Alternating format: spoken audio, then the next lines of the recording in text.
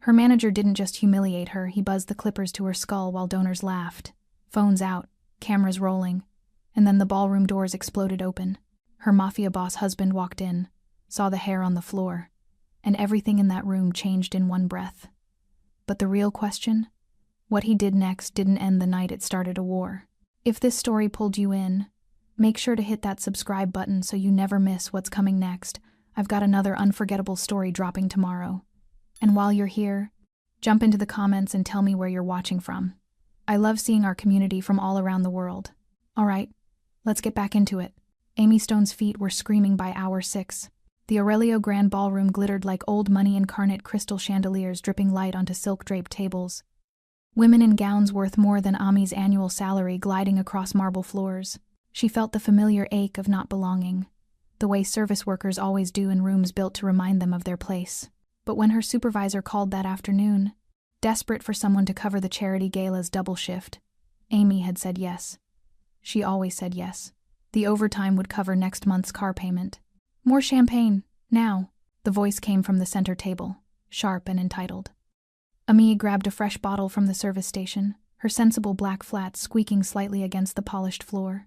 She recognized the group immediately, wealthy donors, the kind who treated waitstaff like furniture. And there, holding court in a deep burgundy suit that probably cost more than her monthly rent, was Caleb Rowan, her manager.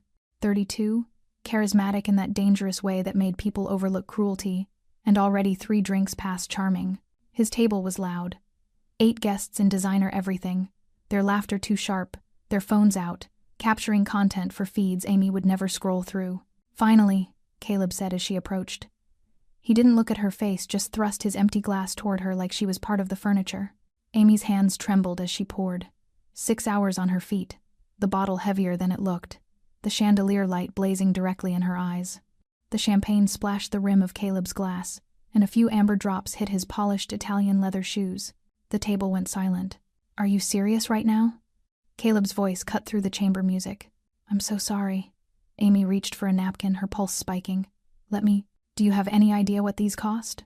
Caleb stood abruptly, holding his foot out like she'd committed murder. He turned to his table, voice rising, playing to his audience. "More than she makes in a month, I'd bet." Laughter rippled through nearby tables. Not loud, the polite kind that stings worse, like people were embarrassed for her but not enough to intervene. "Sir, please, it was an accident." "Oh, it was an accident." One of the guests, a woman in a silver sequined gown, pulled out her phone, smirking. "Are you getting this?" "Already recording," another guest confirmed, camera trained on Ami's face. Amy's throat tightened. She could feel hundreds of eyes turning toward her now. Other servers frozen in place, the string quartet trailing off mid-note. Caleb stepped closer, and Amy caught the smell of expensive whiskey on his breath. "You know what? I think the staff here needs a lesson in consequences." He turned, scanning the table, and his eyes landed on something near the centerpiece. Electric clippers left there from an earlier comedy segment about a celebrity shave-off fundraiser. Caleb picked them up, weighing them in his hand. His smile widened. "Let's make this fun," he announced to the table. "What do you say? Should we teach her what happens when you ruin expensive things?" The table erupted in drunken cheers. "Caleb, no," Ami's voice cracked, but 2 of the guests were already pulling a chair into the center of the floor. Caleb grabbed Amy's arm, not hard enough to bruise, but firm enough that she couldn't pull away without making a scene worse than it already was. "Sit," he ordered, his voice still light, still playful, like this was all a joke. Ami sat, her vision blurred, her hands shook in her lap. The clippers buzzed to life. "Smile for the camera, sweetheart," Caleb said and pressed the blade to her scalp. The first chunk of dark hair hit the marble floor. Ami's breath shattered. The sound of the clippers filled her ears, drowning out the laughter, the camera clicks, the voice in her head screaming for this to stop. She felt the cold metal scrape across her scalp, felt tears streaming down her face, tasted salt and humiliation. The guests laughed. Phones tilted higher. Someone started a live stream. Caleb carved another stripe through her hair, narrating like a game show host. "And here we have the newest style early bankruptcy chic." More laughter, more flashes. Ami closed her eyes, wishing she could disappear. And then, the ballroom doors slammed open. Every head turned.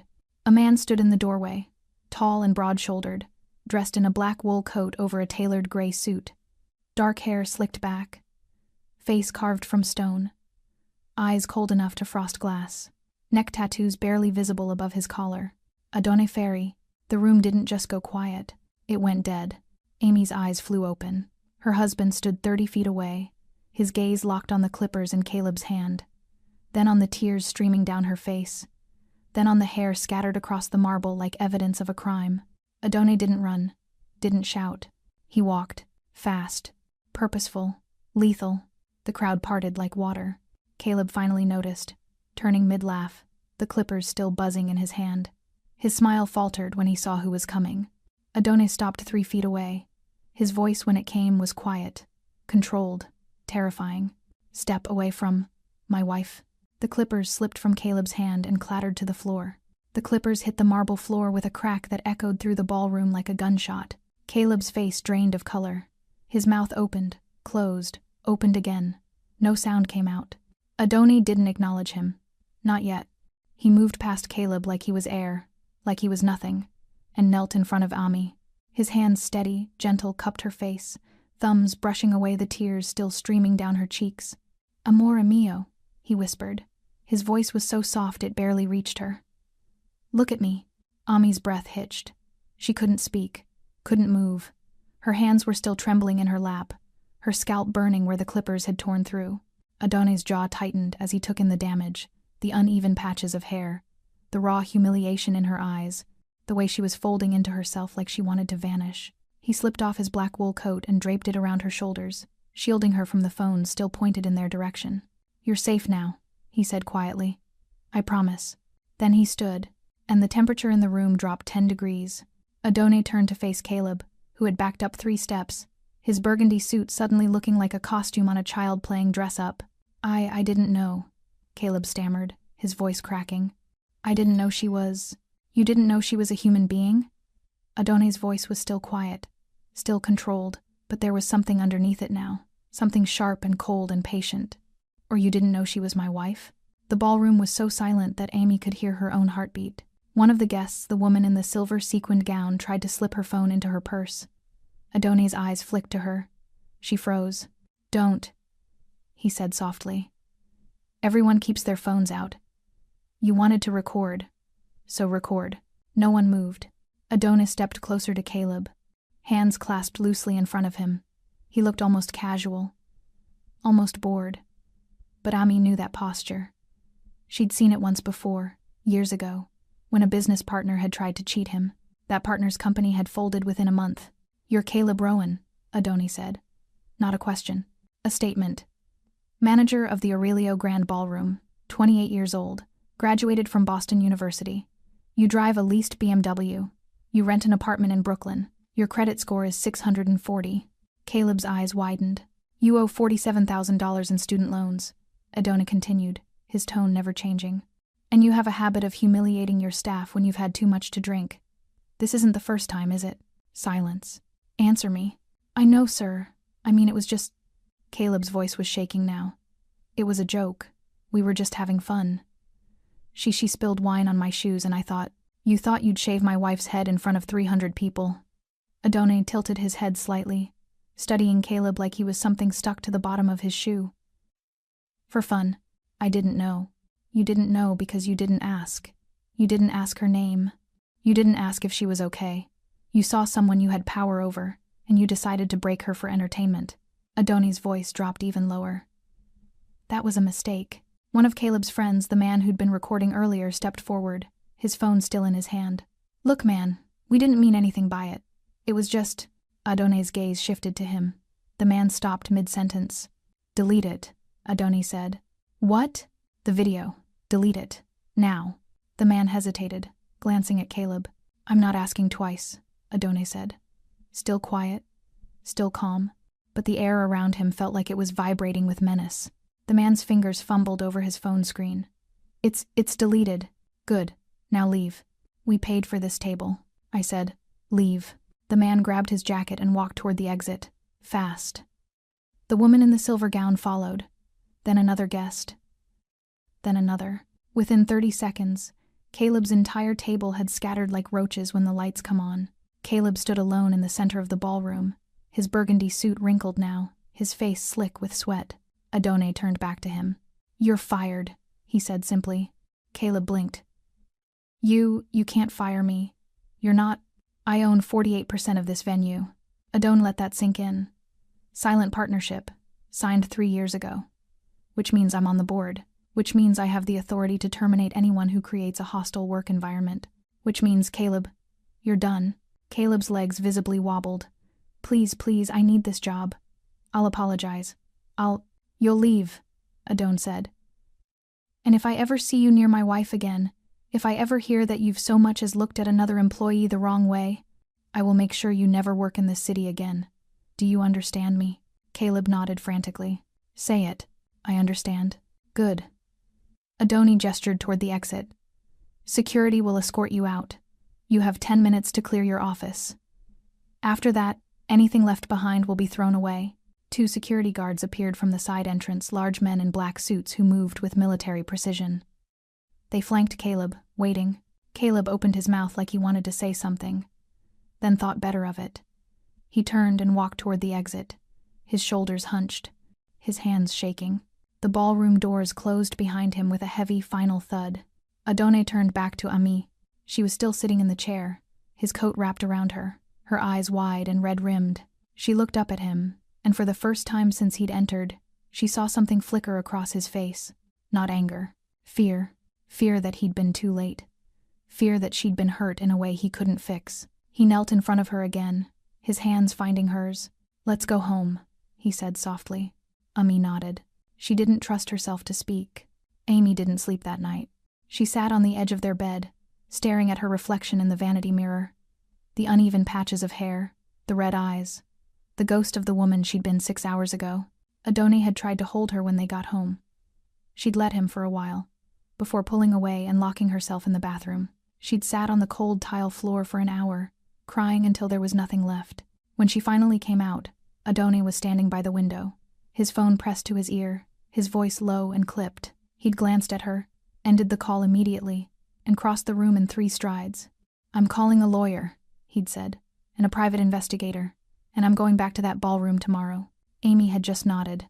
She was too tired to argue, too broken to care. By 7 a.m., Adone was gone. Amy found a note on the kitchen counter, written in his precise handwriting. Stay home today. I'll handle everything. I love you. She crumpled it in her fist and threw it in the trash. Then she pulled it back out, smoothed it flat, and tucked it into her pocket.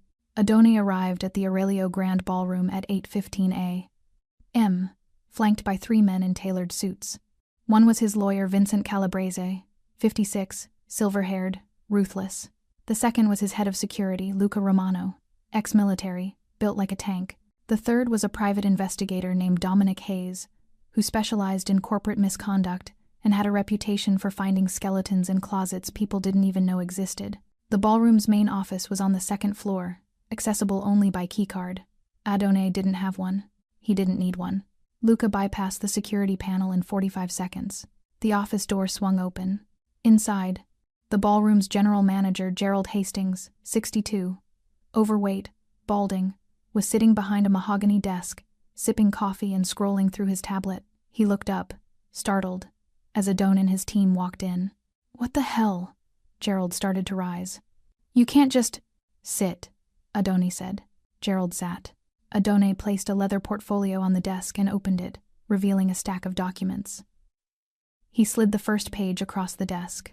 Silent partnership agreement, Adone said. Signed April 2022. I own 48% of this venue. You know this, Gerald. We've sat in board meetings together. Gerald's face flushed. What's this about? If it's about last night. It's about last night, Adone said flatly. And it's about the 3 years before last night. Dominic? The investigator stepped forward, placing a tablet on the desk. He tapped the screen, and a video began playing. Caleb Rowan, in his burgundy suit, berating a young busboy in the kitchen, threatening to dock his pay over a dropped tray. Another video, Caleb mocking a hostess for her accent. Another, Caleb shoving a server against a wall during a private event. Gerald's face went pale. 16 incidents, Dominic said, his voice clinical. Spanning 3 years, all documented, some by security footage, some by employees who were too afraid to report. All time-stamped, all verified. I didn't, Gerald stammered. I didn't know about most of those. You didn't know because you didn't ask, Adone said, echoing his words from the night before. You enabled him. You protected him. You gave him authority over vulnerable people and looked the other way when he abused it. Vincent, the lawyer, stepped forward. Under New York labor law, this constitutes a hostile work environment. You're liable. The venue is liable. And given Mr. Rowan's conduct was recorded and live-streamed last night, you're also facing a public relations nightmare. Gerald's hands shook as he reached for his coffee mug. What do you want? I want Caleb Rowan's employment terminated immediately, Adone said. I want a full review of every employee complaint filed in the last 5 years. I want new HR policies in place by the end of the week. And I want you to issue a public apology on behalf of this venue to my wife. Done, Gerald said quickly. Too quickly. Adone leaned forward, his hands flat on the desk. I'm not finished. Gerald swallowed hard. I'm also requesting an emergency board meeting. Today. I'm calling for a vote of no confidence in your leadership, and I'm recommending that this venue be restructured under new management. You can't. I can. Adone straightened. Check the bylaws. Any partner with more than 40% ownership can call an emergency meeting. I have 48.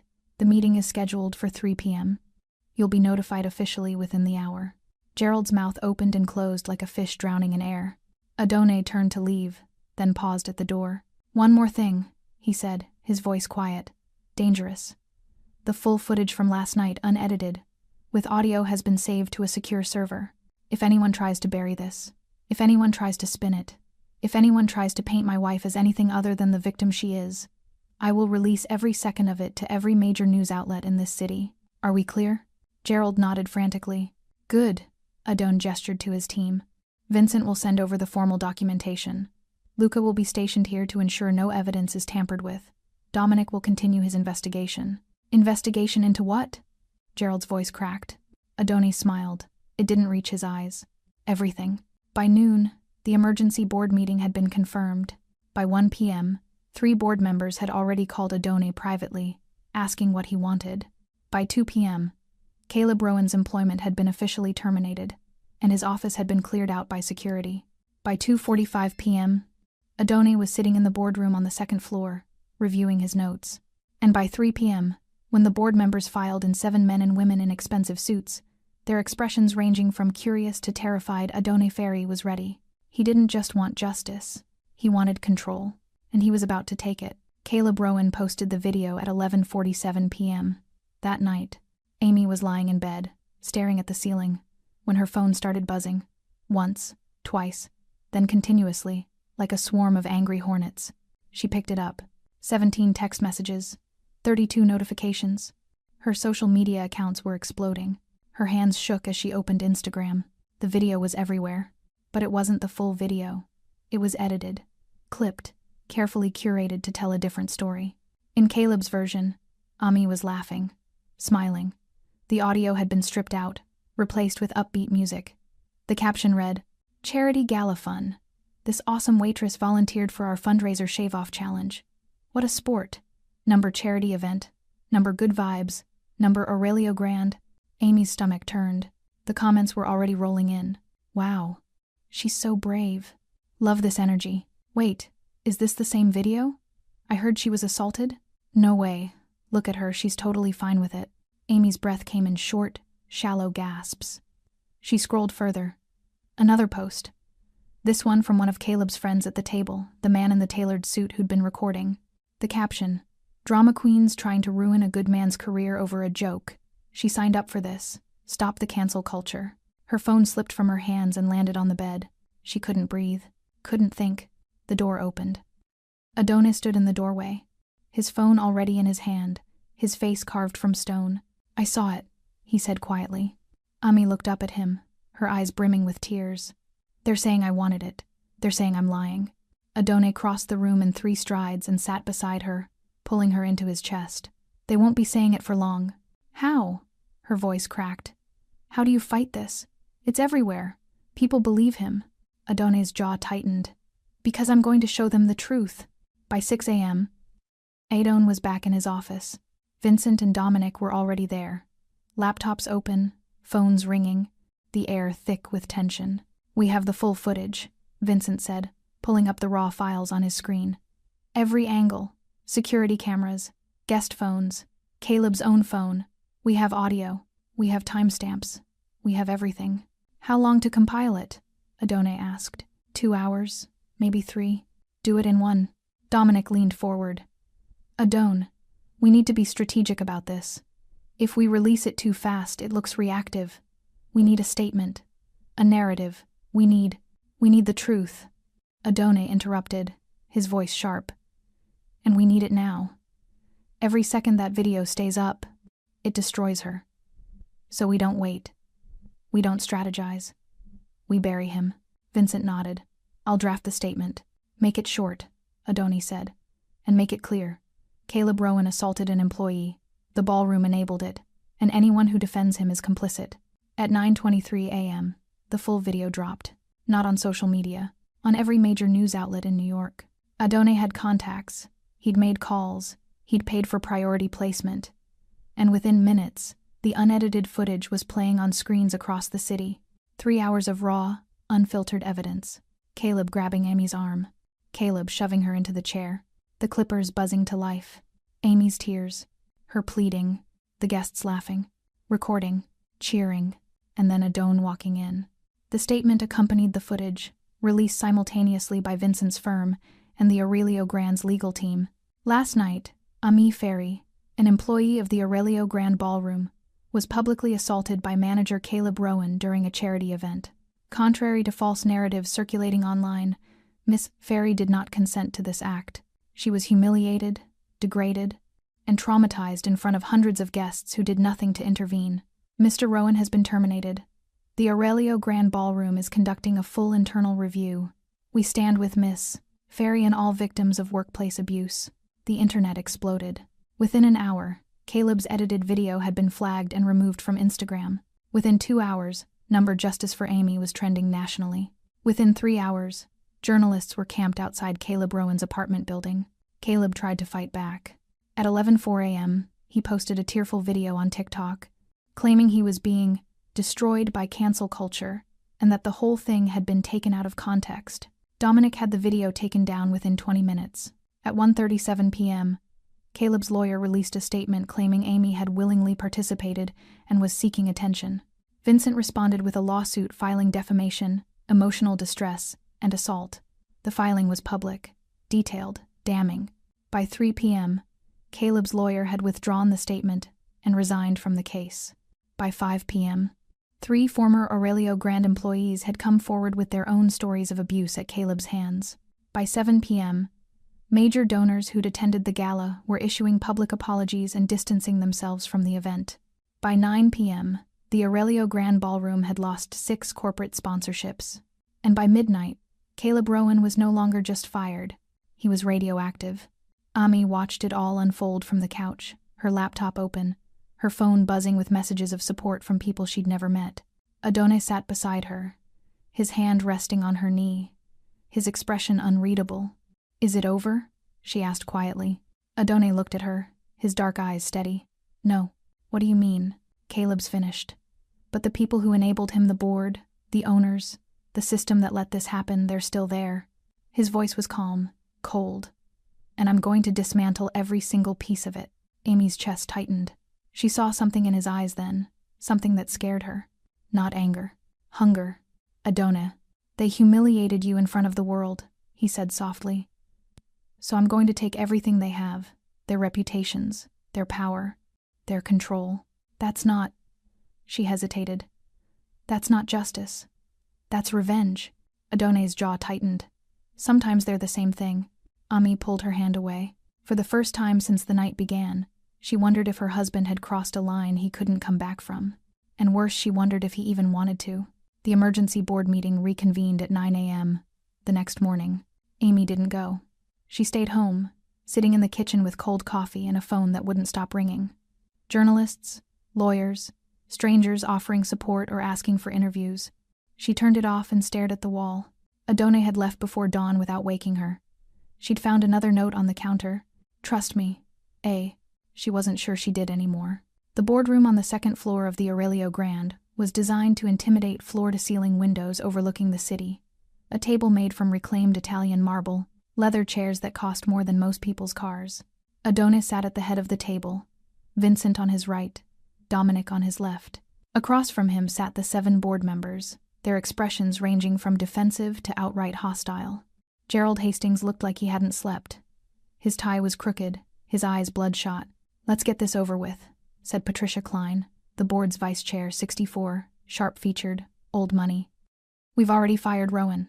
We've issued a statement. What more do you want, Ferry?" Adone opened the leather folder in front of him. "I want to discuss the venue's ownership structure." The room went still. "What are you talking about?"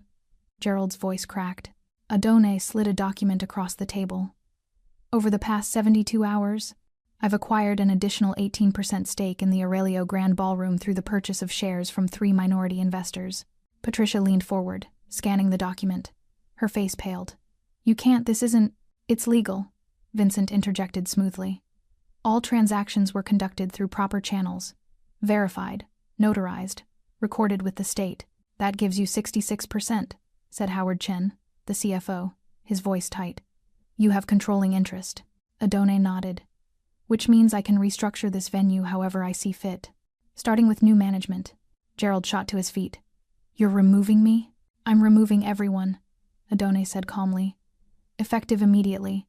The entire executive team is suspended pending a full audit. New leadership will be appointed by week's end." "You can't do this." Patricia slammed her hand on the table. "We built this venue. We've been here for 20 years. And in those 20 years, you created a culture that protected abusers and silenced victims." Adone's voice was ice. "You ignored complaints. You buried incidents. You prioritized reputation over humanity. That ends now." Howard stood, his face red. "This is a coup. We'll fight you in court." "Go ahead," Adone said. "But while you're drafting your lawsuits, you might want to review these." Dominic placed a second stack of documents on the table. Howard picked one up. His hands started shaking. "What is this?" Patricia whispered. "Financial records," Dominic said. 3 years' worth. Unreported cash transactions, off-book payments, money moving through shell accounts. Some of it tied to private gambling operations run out of the venue's VIP lounges. The room erupted. "That's confidential." "That's illegal." "Where did you get those?" "It doesn't matter where I got them," Adone said, his voice cutting through the chaos. "What matters is that the IRS will find them very interesting, as will the State Gaming Commission, and the district attorney." Gerald collapsed back into his chair. "You're destroying us." "No," Adone said quietly. "You destroyed yourselves. I'm just making sure everyone sees it." By noon, the board had been dissolved. By 2 p.m., federal investigators were en route to the ballroom. By 4 p.m., news broke that the Aurelio Grand's ownership had officially transferred to Adone Ferry, who now controlled the venue outright. The headlines were everywhere. "Mafia boss takes over Aurelio Grand after wife's assault." "Power play. Ferry family acquires historic ballroom. From victim to victor. Inside the Aurelio takeover." Adone didn't read them. He was too busy signing new contracts, appointing interim management, and drafting policies that would make the Aurelio Grand the most employee-protected venue in the state. But when he finally came home at 8 p.m., exhausted and running on coffee and adrenaline, he found Amy sitting on the couch, arms wrapped around her knees, staring at the TV. The news was playing. Footage of federal agents entering the ballroom, interviews with former employees, speculation about Adone's empire and connections. She didn't look at him when he walked in. "Amy, you bought the whole place," she said quietly. "I did. You ruined their lives. They ruined yours." She finally looked at him, and there was something in her eyes he'd never seen before. Fear. Not of him hurting her. Fear of what he was capable of. "Adone, you didn't just fire them. You destroyed them. Gerald's wife called me today crying. She said they're losing their house. That they're kids." "Gerald enabled an abuser," Adone said flatly. "He ignored complaints for years. He protected Caleb because Caleb brought in wealthy clients. He chose money over people. Over you."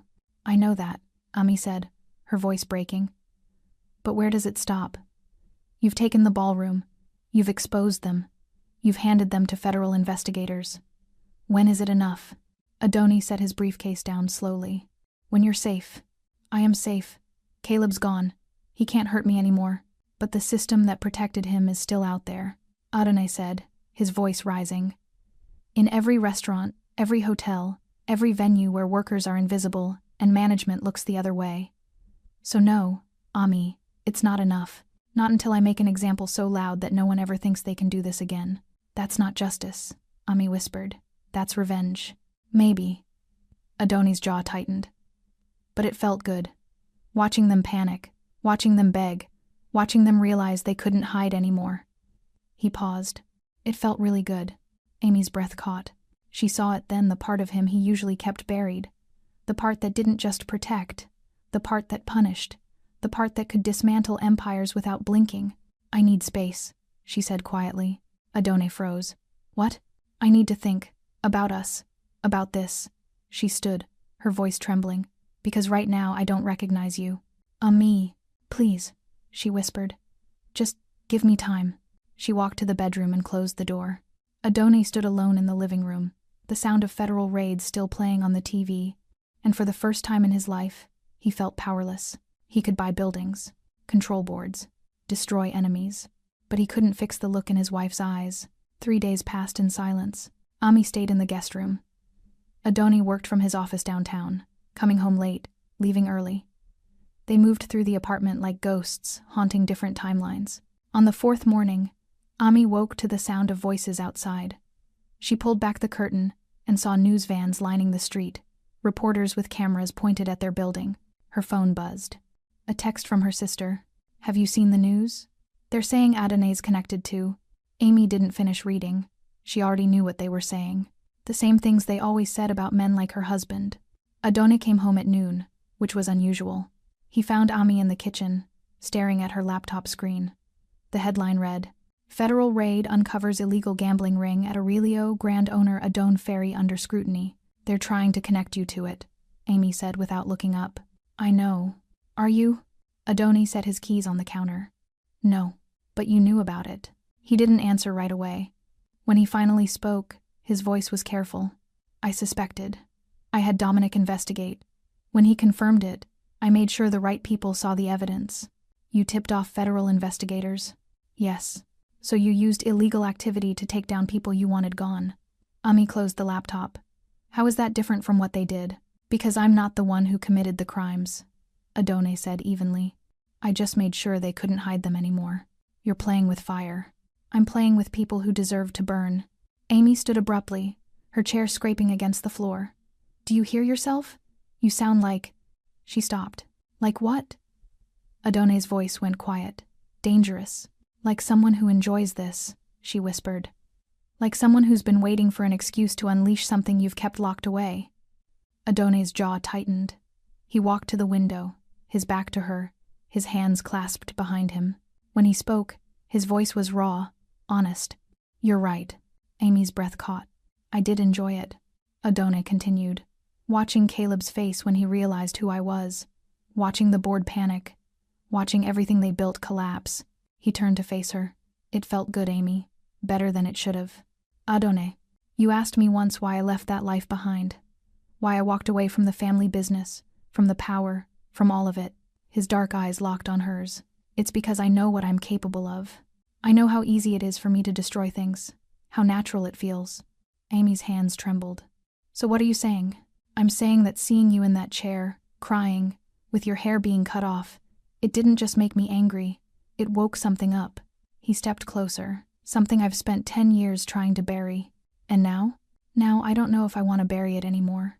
The words hung in the air between them, heavy and terrible. You're scaring me, Amy whispered. I know. Adonai's voice broke. I'm scaring myself. That night, Dominic called. Adonai took it in his office, door closed. Ami pressed her ear against the wood, listening. The IRS is moving forward with the investigation. Dominic's voice crackled through the speaker. They've frozen the ballroom's accounts. 3 of the board members have hired criminal defense attorneys. Good. Adon, there's something else. A pause. We found more. A second set of books. Unreported income going back 7 years. Money laundering through vendor payments and catering contracts. How much?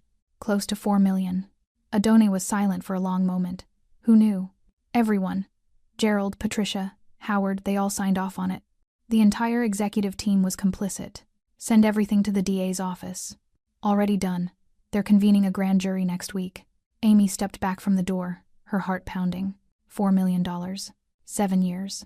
This wasn't just about Caleb anymore. This was about an entire corrupt system that Adone was systematically dismantling, and he was doing it with surgical precision.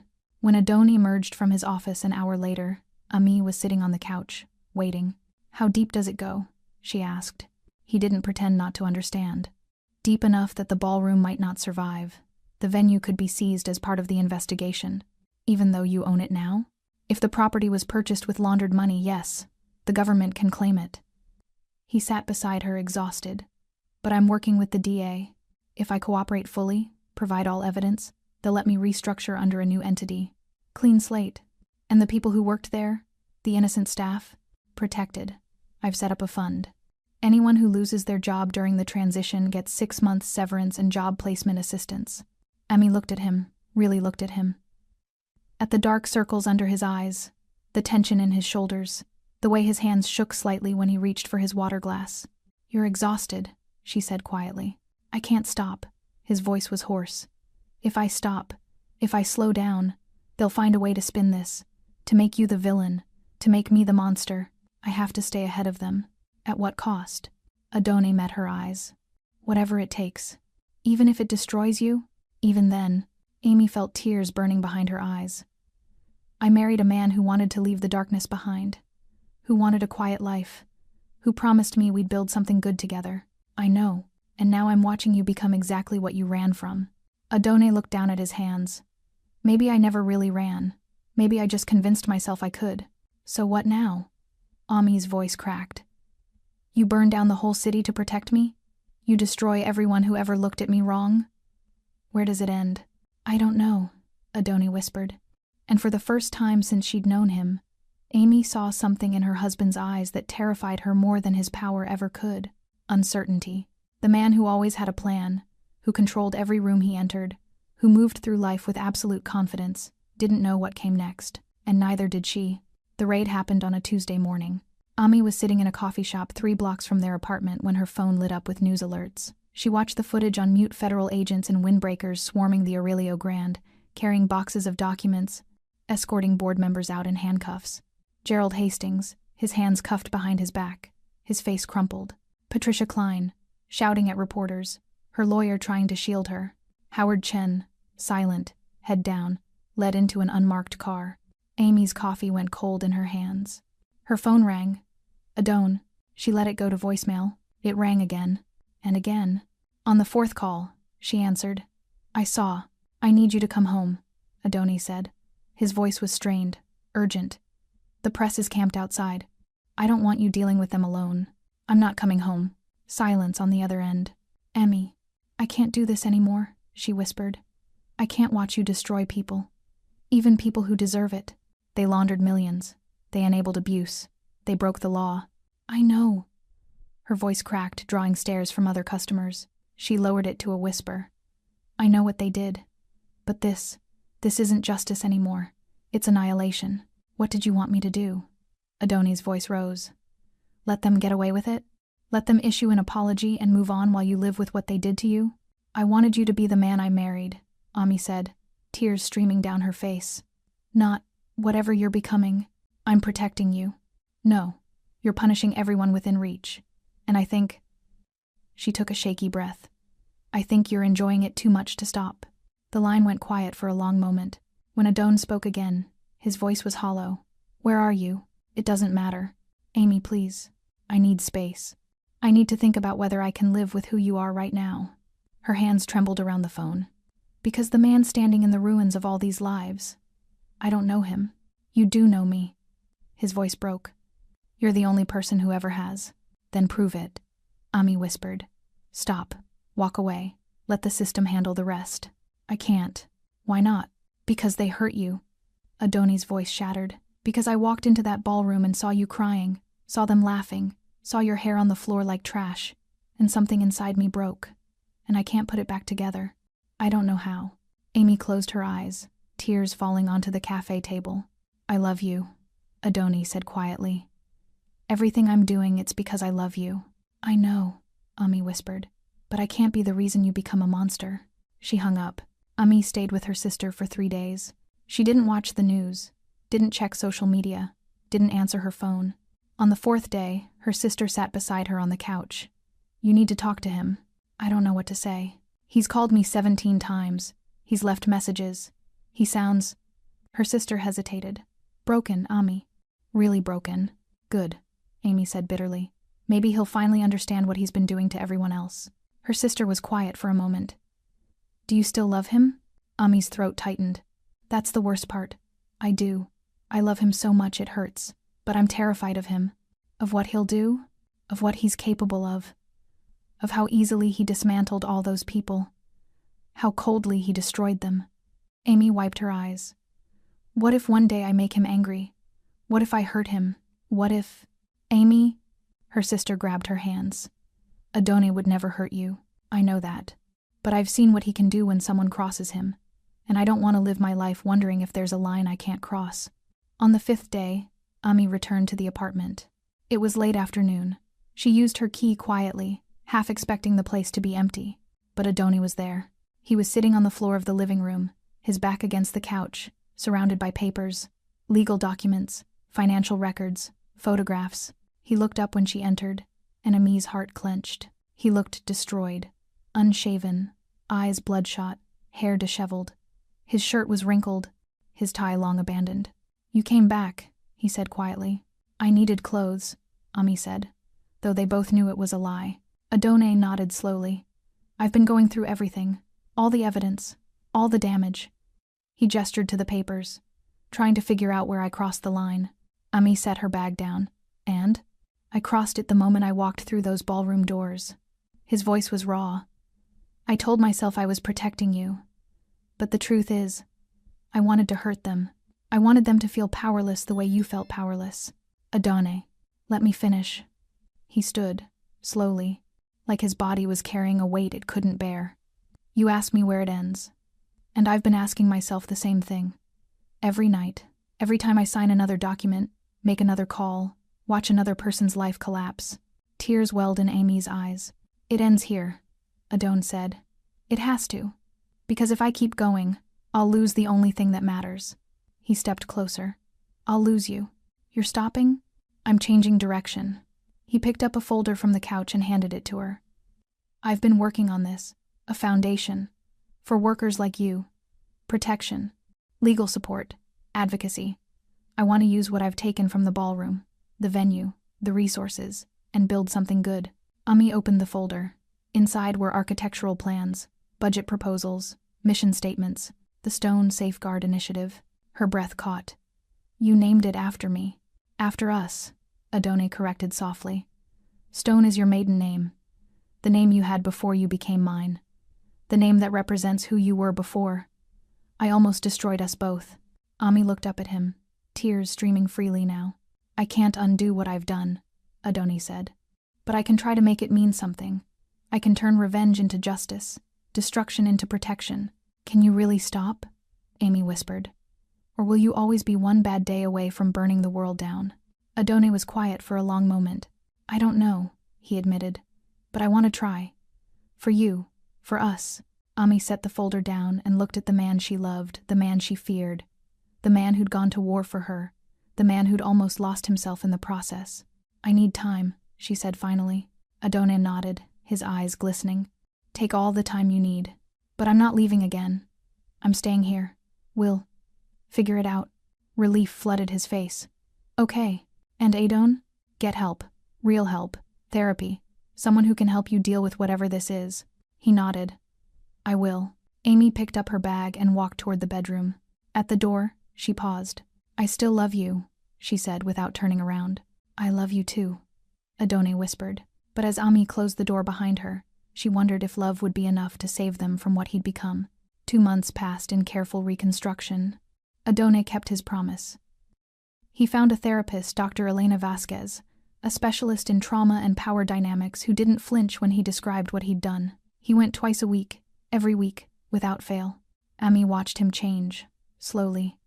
The sharp edges softened. The cold calculation in his eyes warmed. He started sleeping through the night again. But the work continued. The federal investigation concluded with 3 convictions. Gerald Hastings received 18 months in minimum security. Patricia Klein and Howard Chen accepted plea deals, probation, fines, and permanent bans from holding executive positions in hospitality. Caleb Rowan faced a civil lawsuit that stripped him of everything. His apartment, his car, his savings all liquidated to pay damages. The court ordered him to contribute to the Stone Safeguard Initiative for the next 5 years. He became a cautionary tale, his name synonymous with workplace abuse. Ami felt no satisfaction in his ruin, only a hollow sense of closure. The real work happened quietly, away from cameras and headlines. Adone restructured the Aurelio Grand from the ground up. He hired an entirely new management team, people with backgrounds in worker advocacy, labor law, and ethical business practices. He implemented policies that made the venue a model for the industry. Mandatory harassment training, anonymous reporting systems, mental health resources for all staff. He poured $3 million of his own money into the Stone Safeguard Initiative, hiring advocates, lawyers, and social workers dedicated to protecting service workers nationwide. And he did it all without fanfare, without press releases, without seeking credit. He was building something good from the ashes of what he'd destroyed. One evening in late October, Ami came home to find Adone at the kitchen table, staring at an envelope. "What is it?" she asked, setting down her bag. He slid it across to her. "An invitation, from the Aurelio Grand. They're hosting the initiative's official launch event next month. They want you to speak." Amy's hands trembled as she opened the envelope. The invitation was elegant, printed on heavy cardstock. "You are cordially invited to the launch of the Stone Safeguard Initiative, a night celebrating worker protection, dignity, and justice. Special keynote. Ami Stone Ferry." Her breath caught. "They want me to go back there?" "You don't have to," Adone said quickly. "I can tell them no. We can hold the launch somewhere else." "No." Amy looked up at him, something fierce flickering in her chest. "I'll do it." "Are you sure?" "I need to." Her voice steadied. "I need to walk back into that room and show myself that I'm not broken." Adone reached across the table and took her hand. "You were never broken. You were hurt. There's a difference." Ami squeezed his hand. "Then help me prove it." The next 4 weeks were a blur of preparation. Amy worked with a speech coach, a stylist, and a therapist of her own, Dr. Sarah Chen, who specialized in public trauma and recovery. She wrote and rewrote her speech a dozen times, finding her voice in the words. She wasn't just speaking for herself anymore. She was speaking for every worker who'd been humiliated, degraded, or silenced. Adone watched from the sidelines, offering support but never pushing. He'd learned to give her space, to trust her strength. One night, a week before the event, Ami found him in his office, reviewing security protocols for the launch. "You're planning for every contingency, aren't you?" she asked from the doorway. He looked up, sheepish. "Old habits. It's okay to be protective." Amy crossed the room and sat on the edge of his desk. "As long as you remember, I can protect myself too." "I know." Adone set down his pen. "But after everything, you taught me something," Ami interrupted. "You showed me that power doesn't have to destroy. It can build. It can protect. It can change things." She cupped his face. "You changed, Adone. You chose to become someone better." His eyes glistened. "I'm still trying." "I know. And I'm proud of you." Adone pulled her close, burying his face in her shoulder. "I don't deserve you." "Probably not," Amy said with a small smile. "But you're stuck with me anyway." The night before the launch, Ami stood in front of the bedroom mirror, practicing her speech one last time. Her hair had grown back, not fully, but enough. Soft, dark waves that framed her face. She looked different now. Stronger, older, maybe, but not broken. Never broken. Adone appeared in the doorway, dressed in a sharp black suit. "Ready?" "No." Ami turned to face him. "But I'm doing it anyway." He smiled a real smile, the kind she'd fallen in love with years ago. "That's my girl." They arrived at the Aurelio Grand at 6 p.m. the next evening. The ballroom had been transformed. Gone were the ostentatious chandeliers and gold accents. In their place, warm lighting, simple elegance, and banners displaying the initiative's mission statement. Workers, servers, cooks, custodians, valets were seated at the front tables, honored guests instead of invisible labor. Industry leaders, journalists, and advocates filled the remaining seats. And in the back corner, barely visible, sat Caleb Rowan. Ami's breath caught when she saw him. He looked smaller somehow, diminished. His expensive suits replaced with something off the rack. His confident posture replaced with hunched shoulders. He met her eyes briefly, then looked away in shame. Adoni noticed her staring. I didn't invite him. The court mandated his attendance as part of his restitution. It's fine, Amy said quietly. He should see this. The program began with welcome remarks from the initiative's new director, followed by testimonials from workers who'd been helped by the program. Then it was Ami's turn. She walked to the podium on shaking legs. The same floor where she'd been humiliated now transformed into a platform for her voice. The room fell silent. Ami gripped the podium, looked out at the faces staring back at her, and began. 6 months ago, I stood in this room as a victim, she said, her voice clear and steady. Tonight, I stand here as a survivor, and more importantly, as an advocate. She told her story, not sparing the painful details, not softening the truth. She described the humiliation, the fear, the helplessness, but she also described the aftermath, the reckoning, the rebuilding. This initiative isn't about revenge, Amy said, her eyes sweeping across the room. It's about making sure what happened to me never happens to anyone else. It's about creating systems that protect the vulnerable instead of enabling the powerful. She paused, her gaze landing on Caleb in the back. And it's about believing that people can change, that institutions can evolve, that justice doesn't have to mean destruction, it can mean transformation. The room erupted in applause. Ami stepped back from the podium, tears streaming down her face, and found Adoni's eyes in the crowd. He was standing in the back, hands clasped, watching her with an expression of pure pride and love. She had reclaimed this space. She had transformed her pain into purpose, and she had done it on her own terms. After the speeches, after the networking and photographs, after the last guest had left, Ami and Adon stood alone in the empty ballroom. How do you feel? Adona asked softly. Amy looked around at the room that had broken her, now rebuilt into something beautiful, like I can finally breathe. Adoni pulled her close, pressing a kiss to her forehead. You were incredible tonight. We were incredible, Ami corrected. You could have destroyed this place. Instead, you helped me transform it. I'm still learning, Adone admitted. So am I. Ami looked up at him. But I think we're going to be okay. Yeah, Adoni whispered, his voice thick with emotion. I think we are. They walked out of the Aurelio Grand hand in hand, leaving the ghosts of that terrible night behind. Together, they had survived the darkness. Now they would build the light. 3 months later, Amy received an email that made her heart stop. Subject: Special Recognition Event. Your presence requested. Dear Miss Ferry, the Aurelio Grand Ballroom, under new ethical leadership, cordially invites you to return as our guest of honor for our grand reopening gala. We would be honored if you would deliver remarks about transformation, resilience, and the future of worker dignity in our industry. The event will celebrate 6 months of the Stone Safeguard Initiative and recognize the progress we've made together. Amy stared at the screen, her coffee growing cold in her hand. Return to the ballroom. Not as a waitress, not even as a speaker at her own foundation's launch, as the guest of honor. Adone found her 20 minutes later, still staring at the email. What's wrong? He asked, concern crossing his face. She turned the laptop toward him. He read silently, his expression carefully neutral. What do you think? Ami asked. I think it's your decision. Adone sat beside her. But I also think you've already made it. Ami smiled slightly. How do you know? Because I know you. You don't run from things that scare you. You face them head on. He took her hand. That's why you're stronger than I'll ever be. That's not true. It is. Adone's voice was firm but gentle. I broke people to feel powerful. You survived being broken and chose to build something better. That takes a kind of strength I'm still learning. Amy leaned against his shoulder. Will you come with me? I'll be wherever you need me to be. The night of the gala arrived with unseasonable warmth for January. Ami stood in front of the bedroom mirror, adjusting the midnight blue gown Adone had insisted on buying her. Her hair had grown past her shoulders now, styled in elegant waves. She looked like herself again, but different, transformed. You look beautiful, Adone said from the doorway.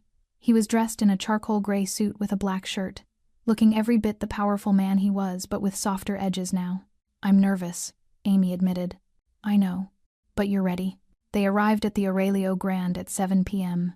The entrance was lined with photographers, not paparazzi, hunting for scandal, but legitimate press covering the event as a story of transformation and justice. Inside, the ballroom took Amy's breath away. Everything had changed.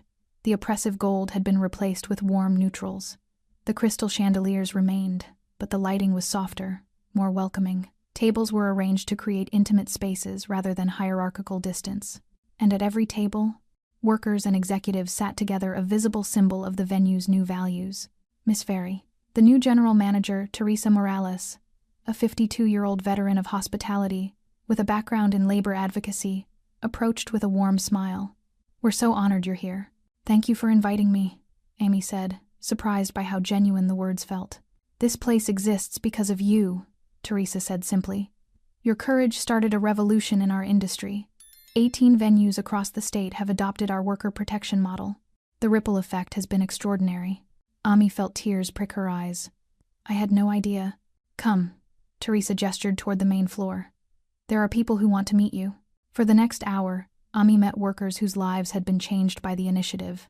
A single mother who'd been harassed by her manager and now had legal representation. A young man who'd been fired for reporting wage theft and was now reinstated with back pay. A server who'd been assaulted by a customer and received trauma counseling and support. Each story was a thread in a larger tapestry of change. "You did this," one woman said, gripping Amy's hands. "You stood up when the rest of us couldn't. Thank you." Amy could barely speak through her tears. "We did it together." At 8 p.m., the program began. Teresa delivered opening remarks about the venue's transformation. The initiative's director presented impact statistics. Over 300 workers helped. 12 policy changes implemented across the industry. 5 abusive managers removed from positions of power. Then Teresa returned to the podium. "And now," she said, her voice warm, "please join me in welcoming the woman whose courage started it all. The reason we're here tonight, Amy Stone Ferry." The room rose to its feet. Amy walked to the stage through a standing ovation, her heart pounding, her vision blurred with tears. She reached the podium and looked out at hundreds of faces, workers, advocates, journalists, industry leaders. And in the back, barely visible, Caleb Rowan. He was standing too, his hands clasped, his head bowed. Amy took a breath and began. "I didn't want to come back here," she said honestly. "This room holds one of the worst memories of my life, but it also holds something else now, proof that pain can become purpose, that trauma can transform into triumph." She spoke about the night that changed everything, about the fear and humiliation, about feeling powerless and invisible. "But I'm not invisible anymore," Amy said, her voice strengthening. "None of us are. Every worker who's been demeaned, dismissed, or degraded, you are seen. You are valued. You matter." The room erupted in applause. "This initiative isn't just mine," Amy continued. "It belongs to every person who's ever been made to feel small. It belongs to anyone who's been told their dignity is negotiable. It belongs to all of us." She paused, her eyes finding Adon in the back. He was watching her with such fierce pride that it took her breath away. "6 months ago, I thought my life was over," Amy said softly. "Tonight I realize it was just beginning. Because sometimes the worst things that happen to us become the catalyst for the best things we'll ever do." The applause was deafening. Amy stepped away from the podium, and the room remained standing, not just clapping, but celebrating. Celebrating her. Celebrating change. Celebrating hope. After the program, Amy was surrounded by well-wishers. Journalists requested interviews. Workers shared their stories. Industry leaders pledged support. Through it all, Adoni stayed at the edge of the room, watching. Finally, as the crowd thinned, Amy made her way to him. "Why didn't you come up front?" she asked. "Because tonight wasn't about me," Adoni said simply. "It was about you. About what you've built. We built it together." "No," Adoni shook his head gently. "I tore things down. You built them back up. There's a difference." Amy took his hand. "You're learning the difference. That's what matters." As they prepared to leave, Amy noticed Caleb standing near the exit. He looked like he'd been waiting, working up the courage to approach. When he saw her looking, he took a hesitant step forward. "Miss Ferry," he said quietly. I just wanted to say—" "I know," Amy interrupted. She didn't want his apology, didn't need it. But she saw something in his face, genuine remorse. The kind that comes from consequences and reflection. "The work you're required to do for the initiative," Amy said. "Do it well. Help other people change the way you're trying to change." Caleb's eyes glistened. "I will. I promise. Ami nodded once, then walked past him toward the exit. She had forgiven him not for his sake, but for hers. She was done carrying his weight. Outside, the January air was crisp and clear. Adoni draped his coat around Ami's shoulders. "Ready to go home?" he asked. Ami looked back at the Aurelio Grand one last time, the place where she'd been broken, where she'd been rebuilt, where she'd reclaimed her power. "Yeah," she said, smiling up at her husband. "I'm ready." They walked to the car, hand in hand, leaving the past where it belonged, behind them. 6 months after the gala, Amy woke to sunlight streaming through the bedroom windows and the smell of coffee brewing in the kitchen. She stretched, feeling the unfamiliar sensation of peace settle over her like a warm blanket. The nightmares had stopped 3 weeks ago. In the kitchen, Adone was reading the morning paper, a cup of espresso steaming beside him. He looked up when she entered, a soft smile crossing his face. "Morning," he said. "Morning." Ami poured herself coffee and joined him at the table. "What's the news?" "The initiative just received a grant from the Department of Labor," Adoni said, sliding the paper toward her. $2 million to expand nationally. Amy's eyes widened. "Are you serious?" "Completely," Teresa called an hour ago. "They want to use our model in 20 states by the end of the year." Ami sat back, overwhelmed. "This is really happening. It's really happening." Adone reached across the table and took her hand. "You started something that's changing the entire industry." "We started something," Amy corrected. Adone squeezed her hand. "I'm just the money. You're the heart." Later that morning, Ami received a call from Dr. Chen, her therapist. "I wanted to check in before our session tomorrow," Dr. Chen said. "How are you feeling about the upcoming anniversary?" "The anniversary. 1 year since that night at the Aurelio Grand." "Honestly," Ami said, "I'm okay. Better than okay, actually. It doesn't hurt like it used to." "That's significant progress," Dr. Chen said warmly. "You've done remarkable work this year, Amy. You should be proud." After they hung up, Ami sat with the words. Proud. Yes, she was proud. Proud of surviving. Proud of speaking up. Proud of transforming her pain into something that protected others. She was proud of the woman she'd become. That afternoon, Ami and Adone drove to the Aurelio Grand for a private meeting with Teresa. The venue had officially been renamed the Aurelio Center for Hospitality Ethics. It was now a training facility for the entire industry, offering certifications in ethical management, worker advocacy, and conflict resolution. "The first class graduates next month," Teresa said, walking them through the renovated space. 60 managers from across the country.